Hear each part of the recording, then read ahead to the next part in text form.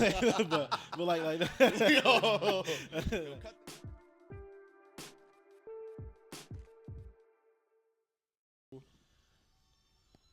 See, I wonder. See, like now it's got me questioning. I wonder if his wife knew that Buck was gonna be with him, or if she really was trying to set him up.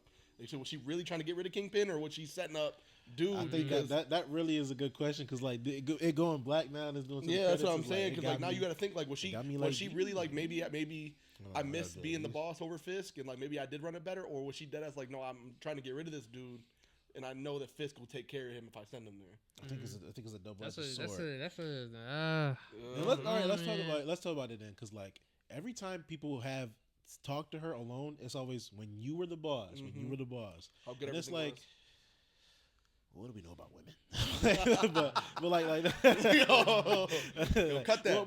But they feed off emotion. So if you play with her emotions like that, eventually she's gonna be like, damn. Well, when I was the boss, shit was different. We didn't have to kill each other. We always on the same page. So losing two of her guys, you know what I'm saying? Adam was not just her lover. He was working for her. And then now you're losing what's that guy's name? I forgot the one. Luca, yes, goofy tracksuit guy. So it's like clearly she feels some type of way about how people are addressing her. Maybe she feels either disrespected that they don't respect her husband, or disrespected that they will come to her keep saying like when you were the boss. Like maybe she still feels like she is the boss. She does run the show because without her he's nothing. You know what I'm saying? But without him, she's everything. Yeah. So I don't know how she would feel. I definitely think that she was setting. I don't think she was setting up Luca. I think she was trying to set up Kingpin, and I think that Kingpin's just a step ahead of her. I don't think she realized that Buck, because I know they said that she's the one that called for Luca to pay the $1.8 million back, and then Kingpin raised it to 2.8. But I don't know, man. I just feel like. But my thing is right. So I don't know what Kingpin fascination is with fucking eating out places alone, but like you gotta know the mayor of the town is not gonna just go to an area and eat alone. Like that's what like it's just. I don't know, man. Like, you think so what you're saying basically is that he need to know the gravity of his situation. Yeah, he needs to realize he's not as safe as he thinks he is. Yeah, but also that's why I'm like saying like him with Buck being there. I think he's starting to realize that like that's what I was gonna say. Is like I feel like he is starting to realize it because he hasn't had anybody around him like that before. But he talked about maybe he got Buck around him now because of Daredevil. Yes, because of the fact that Daredevil's back now and he fears that Daredevil's back. Very shaken. Because that talk they had when he was sitting on the windowsill and he talked about how Buck was. He said the reason he hired Buck was because of certain things and how Buck had a past. So clearly he's got Buck around him now because he realized that Daredevil's more of his back and he's a threat. Because he knows that Daredevil will come after him if he does something wrong. And when we, the last time we seen Kingpin within a Daredevil series was when he had, he had the biggest suite in that building. I forgot what building it was. He was like with the rich. He was protected. He had the Secret Service kind of like security team. And I'm like, maybe he knows Buck from that, from that line of work. So like I clearly.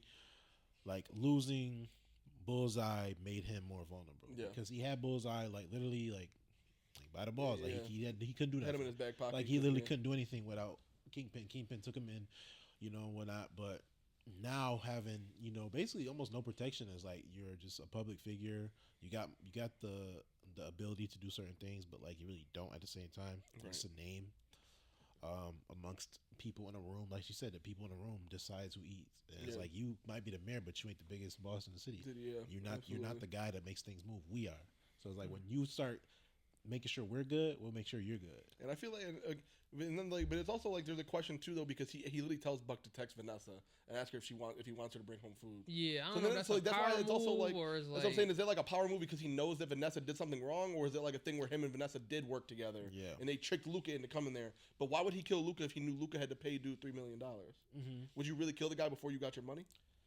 It's like that's what I'm saying. Like there's a lot of like underlying questions with that situation now. Yeah. I mean, I'm sure Kingpin doesn't need the $3 million. I'm sure he's good. Yeah. But at the same time, it's like, now it's like, is that a power move to say like, oh, tell Vanessa I'll bring home some food since she wants to tell somebody I'm eating alone. And it might not be food. Yeah. It might be Luca's head. It might be Luca's body. It might be Luca's blood. It might be something like that. Like it could be literally anything. His shoes, his tracks, or whatever. Yeah. I do think that next. I think going forward, like I said, I don't know how many episodes. I think you said 9. So if I think it's 9. I could be wrong. There's no way this was the penultimate episode because I feel like there's still a couple more storylines they got to wrap up. But I definitely see the task force going after Daredevil next. I think that's the next big plot point. Yeah. Is Kingpin's fear over Daredevil coming for him first is going to get to him, and where he's going to be like, no, I'm going to get Daredevil before Daredevil gets me again. He'll send the task force after Daredevil. I don't know. That's a really good plot point in general. 2 more episodes? 2 episodes? Okay, so next week's the penultimate, which means it's probably going to be the best episode of the season. Okay, that's perfect. So what I'm thinking, with Muse being pronounced dead, you know, we've seen his body, seen him basically. We know he's dead. There's no there's no question. Are we disappointed that he died like that? Because we did get the 2 Daredevil fights. Originally, I was, because I was like, damn, they killed him off quick. But I think what it means for the storyline is fine. Because realistically, there's no way he could have been in the story longer than that because he doesn't have any special powers. Yeah. He literally was. Well, they didn't showcase it. Like, he does have, in the comments I heard, he does have powers, but they didn't give him any. Or he can fight better than what we've seen. Yeah, he can fight, and he could like, he really is like kind of crazy. Like, see, I didn't know that. Like, he is insane. Like, but it's because like the way I was like, they kind of just made him like a normal serial killer that dressed up. So I was like, I mean, like, that's kind of where I was like, I mean, I'm cool if he dies because they didn't show. I mean, I thought the way, like, I think bringing Karen into it where she kills him, but now it's like a question of herself because now it's like she did something violent that she didn't want to do. Daredevil accidentally slipping up and saying her name, which obviously is going to make her question more. Especially when we already know she doesn't like Vigilante. She really called Muse a coward for wearing a mask. So obviously that's going to contradict her feelings for Matt if she does find out he's Daredevil. Matt could be like, he saved you. So I don't know why the animosity. Well, yo, what's the drugs talking? Clearly the task force was there, not Daredevil. like I said, we said Heather. She was like, and she was like, Matt. Like, I don't know. In that shot that like Damon called out, I think seeing Muse like basically laid out on his own canvas like that was also very very cool to know that he was going to do that to Karen, and he died symbolically on his canvas as his final piece of art. Yeah, I like the story, like the fact that, like I said, we got two Daredevil fights. He got his ass whooped both times, and that's what we do want. We do want Daredevil to have like some easier fights because he can't struggle all the time. He struggled a lot in that Netflix series. Yeah. So the fact that we know that him and Kingpin are probably going to have a fight, and Kingpin clearly seems like he is stronger or whatnot, that's going to be very, very interesting. I think that definitely happens in the season. Yeah. I do think next episode for sure leads up to it. Cause do y'all think it's going to be the wife that kind of brings Daredevil to Kingpin, like to set him up? And that's what plays into the end of the episode. That's what I feel like could be a thing. I feel like Vanessa's gonna get desperate. Like that's what plays into the end of the episode. Like said, like we got to figure. Like that's really the main question. I was like, is Vanessa working with Kingpin? Or There's is she only 2 Kingpin? people she can call. It's Frank Castle and Matt Murdock. And we know when we saw the mid-season trailer, we do know that Punisher shows up again. Yes, we watched Punisher fight with Daredevil, and it looked against guys in masks, which I would only assume is the task force. Yes. So I mean, we know that's coming. So that could mean that Vanessa maybe calls one of them, and it leads to that. And like we know that Frank Castle obviously isn't scared to show his face.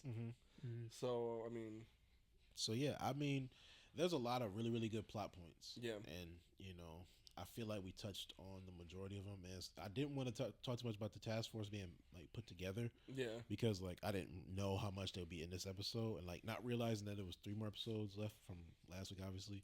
So like we only got 2 episodes left, so like a lot of things are gonna come to a head. And this task force, I think, is gonna be a big plot point because we're getting Punisher back. Yeah, we know these are the cops that use the Punisher logo as like their thing, and as their reasoning for why they do what they do as dirty cops. Yep. So I mean, I'm sure that'll also be a plot point when we do get Punisher back in here. To show that, like, hey, like, you guys are just a bunch of fanboys, and this isn't what I stand for. Yeah, let me show you how to do this shit. I'm gonna show you really how to kill all that. I'm gonna show you how to kill some shit. But I like all together, like so far, like this is a perfect series. No, yeah, this has been very good. Like I said, I thought every episode was really well done. This episode was really good. Like I said, Muse, I thought Muse was gonna stick around longer, but I'm happy with how they handled it. So I guess I'm right. Is he not the big bad of season? He's not. I've been saying all because he killed people. No, I'm not. I'm saying he's not bad, but we don't see him. But he's definitely not the big bad though. He's definitely not the overarching villain. It seems like Kingpin is still the overarching. Yeah. So and it makes more sense because he didn't have no dialogue up to the point, and like we know who Kingpin is. It's hard to make a new villain with an old villain and giving Kingpin all that strong lines and those strong moments, and then having Muse come in to be like, all right, I think that's what it is. Is when you have somebody like that, like Kingpin, who has this big presence on screen, and you know every single time he's on the screen that something cool is gonna happen. Yeah. He's gonna give some crazy line or some crazy dialogue, some crazy action. It's kind of hard to overshadow that, even with Muse. Well, although I'll say like the Muse actor did do his part very well. Yeah, when they actually let him For get the a fucking lines that he chance, got, I like they gave him get a chance, and then when he they actually fucking let him dies. talk, I mean, like that line, like when he said like, "Do I have enough time to get to the door?" Like the fact that he called her out because he knew what she was thinking, like was pretty cool to see that. Like, and he was clearly deranged. Yeah, and I think that's when he finally snapped because clearly he never talked to any other of his victims. Like realistically, he just attacked, killed, or drew blood, killed, yeah, and then painted whatever. So I think the difference with her obviously is because like the emotional connection that they had, yeah, and the fact that like he didn't know that was Daredevil's girlfriend. Yeah, like, he didn't know, and then it just ironically came to a head that like she's involved with 3 of the most dangerous people in the city. yeah. Like so that's and I think it's something really crazy. gonna affect her storyline in the season 2 because he blamed her. He literally said like, "You're the reason that I became what I became." He's like, "You saw who I was, the real person." We know that she wrote about vigilantes and she wrote about this. Obviously, Muse wasn't a vigilante, but in his mind, because of who he was, maybe he did think he was killing bad people or people that didn't matter to make his art and to show himself and express himself and become who he thought he always should become. So you know, like maybe she'll kind of deal with like that's a lot. That's heavy as a psychiatrist to be like, oh, like damn, this serial killer blames me for opening up what he became and how he ends up becoming a person that killed 60 people. Yeah, she probably don't even want to do that shit no more. That's what I'm saying. Like that, I mean, I think that, ain't no way she wants to. like I could see that being a very interesting plot point. Like if they really decide if she's a character that stays around.